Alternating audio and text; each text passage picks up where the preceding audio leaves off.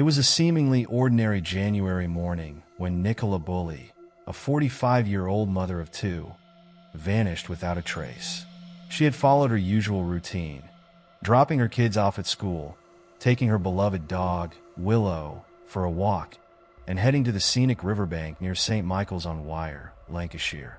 But within hours, that tranquil setting transformed into a scene fraught with uncertainty, concern, and ultimately, mystery. As her dog was discovered wandering alone, her phone left abandoned on a bench, still connected to a work call, the question loomed large. Where was Nicola? From the outset, Nicola's disappearance had all the elements of an enigma, ripe for the picking by an insatiable public and media machine. As news spread, so did theories, wild, unsubstantiated, yet magnetic. The case's explosive intrigue gripped social media, fueled by a swirling mix of official statements, amateur speculation, and tabloid sensationalism. And as days turned into weeks, this quiet British village became the epicenter of a media storm, raising questions about privacy, responsibility, and the ethics of public engagement. What unfolded was not just the search for a missing person, but a public reckoning with the power and peril of unfiltered social speculation. Nicola Bulley was, by all accounts, an ordinary woman with a tight-knit family and a supportive community around her. Known for her devotion to her children and her commitment to her job as a mortgage advisor, she was well-liked and well-regarded. Her life followed a familiar routine, and January 27, 2023, was no exception. Dropping off her daughters at school and heading to the river with Willow was part of that predictable rhythm. The initial search efforts by Lancashire police and the local community were immediate and vigorous. Helicopters circled overhead, police dogs combed the area, and divers scoured the river, searching for any hint of Nicola's whereabouts. Her phone was still on a bench by the river, still connected to a work call. The sight of her dog, leashless and wandering, compounded the urgency, but no trace of Nicola could be found from the start. The police focused on the theory of accidental drowning, suggesting that Nicola had possibly slipped and fallen into the frigid river. This hypothesis, while plausible, left many questions unanswered. How could someone in broad daylight vanish so completely? Why was there no physical evidence to support a fall? And if she had indeed drowned, why had her body not surfaced? These were questions the public, and Nicola's family, were desperate to answer. What began as a community search effort quickly turned into a media sensation. Local news channels covered the story, but soon, national and international outlets picked it up, captivated by the case's peculiarities. The public, too, was drawn in, eager to weigh in on the mystery. Social media platforms, especially TikTok, Facebook, and YouTube, became arenas for speculation, with armchair detectives offering theories ranging from plausible to outlandish. The power of social media in amplifying the mystery cannot be overstated. Within days, theories of foul play, abduction, and even staged disappearance emerged, each with its own community of believers and debaters. Videos speculating about Nicola's last moments went viral, with users examining everything from police reports to satellite imagery in a bid to uncover what really happened. Strangers dissected her life, her mental health, her relationships, sometimes with little regard for accuracy or sensitivity. For Nicola's family, the onslaught of public scrutiny was excruciating. Already dealing with the agony of her disappearance, they found themselves battling a torrent of misinformation and baseless accusations. Yet, the speculations continued, as every new detail, factual or fictional, became fuel for the fire. Police, too, faced mounting pressure to provide more information, and as they did, the backlash only intensified. Amidst the cacophony of voices, Lancashire police made a controversial decision that would shape the narrative of Nicola's case. In a bid to quell rumors and clarify Nicola's state of mind, they disclosed that she had been struggling with alcohol issues and the challenges of menopause. The intention, according to the police, was to add context to the investigation and explain why they leaned toward an accidental drowning theory. However, The response was far from what they anticipated. Critics accused the police of victim blaming, arguing that Nicola's personal struggles should have had no bearing on the investigation's public discourse. Many saw the disclosure as an invasion of privacy, a means to shift focus from what some perceived as the inadequacies of the search effort. The media seized on this new angle, and the narrative shifted, casting Nicola as a vulnerable woman rather than a respected community figure for her family. This was a devastating blow. In their view, Nicola's struggles were personal matters, not fodder for the press. They questioned the relevance of such details to the search efforts and accused the police of diminishing Nicola's dignity in the name of public appeasement. The tension between transparency and privacy had reached a boiling point, and the case now stood as a flashpoint in the debate over how much the public should know about the lives of those entangled in tragedy. That AS days turned into weeks with no sign of Nicola. Amateur sleuths took the investigation into their own hands.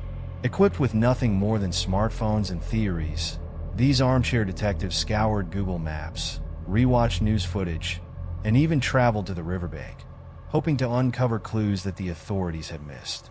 Some speculated that foul play was involved, crafting elaborate theories involving strangers spotted in CCTV footage.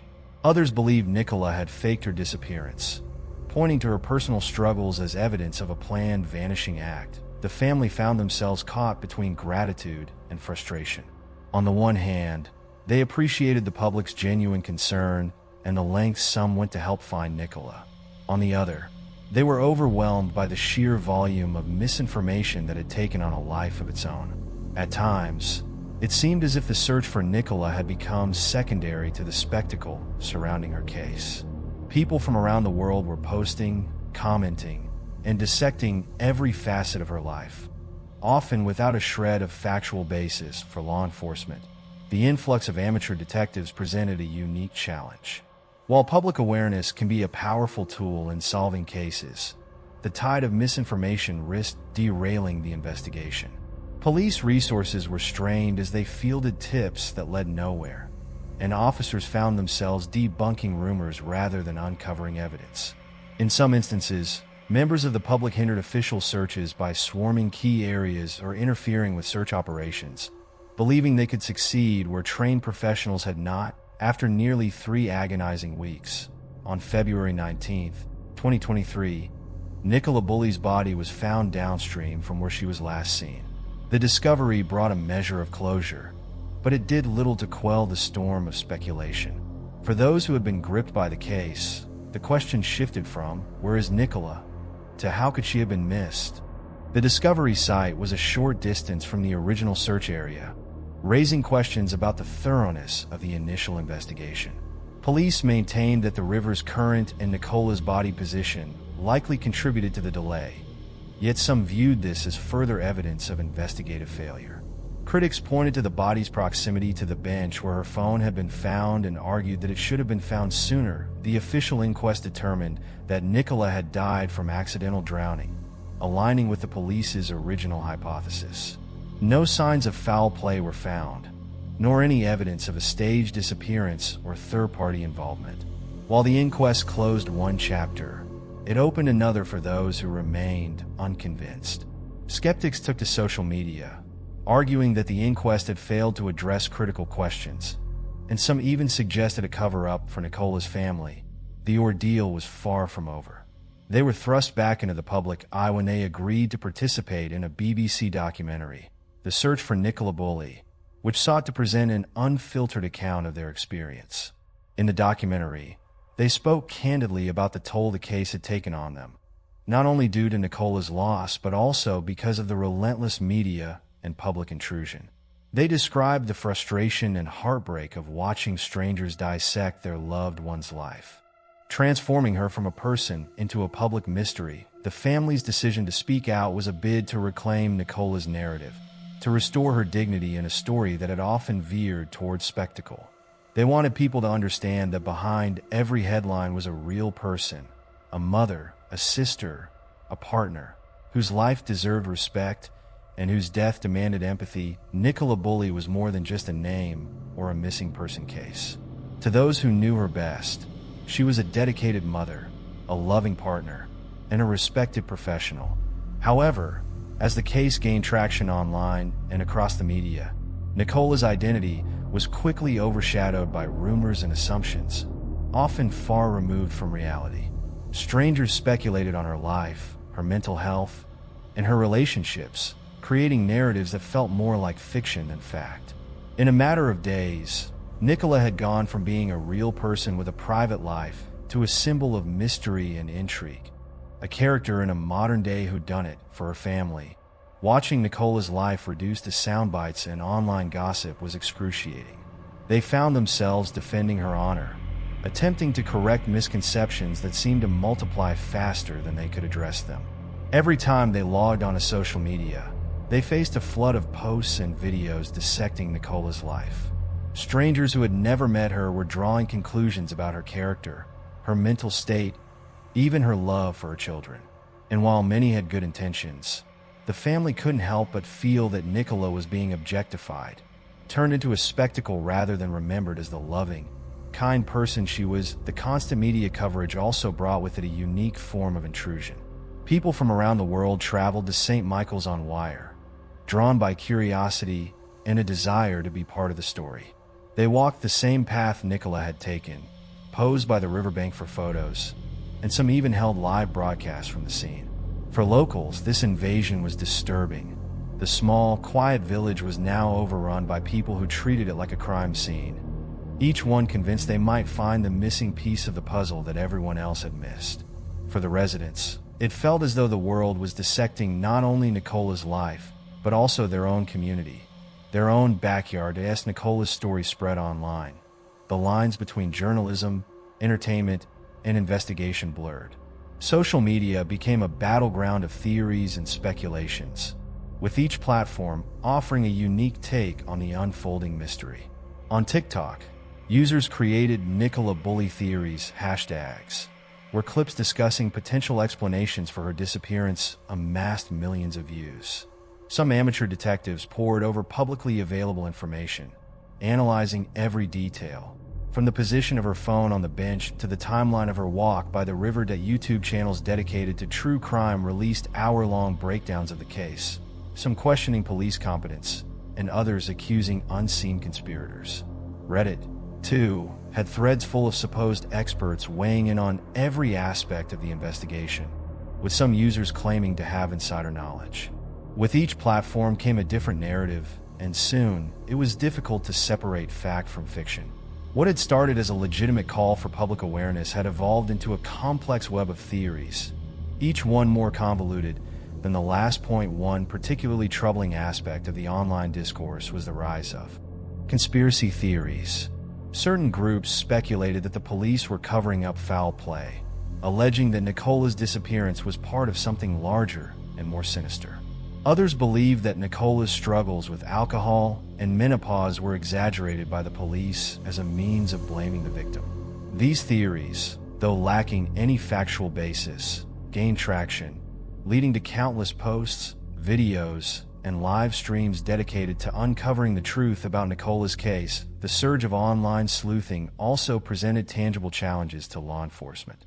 Police resources were stretched thin, not only from managing the physical search efforts, but also from addressing the influx of online tips and misinformation. Officers spent valuable time following up on dead-end leads, often spurred by online speculation rather than concrete evidence. Some members of the public, inspired by online theories, took matters into their own hands, conducting searches in restricted areas, disturbing evidence, and even questioning locals. The police, already facing intense scrutiny, now had to contend with a public that was as critical as it was involved, questioning every step of their investigation. After nearly 3 weeks of exhaustive searches and rampant speculation, Nicola's body was discovered in the River Wyre, downstream from where she was last seen. The discovery, which should have brought closure, only fueled further questions. How had Nicola's body gone undetected for so long? Why was she found so close to the initial search area? For many, these questions cast doubt on the thoroughness of the search efforts and raised concerns about possible oversights. The inquest into Nicola's death offered some answers, though they were not the ones everyone had hoped for.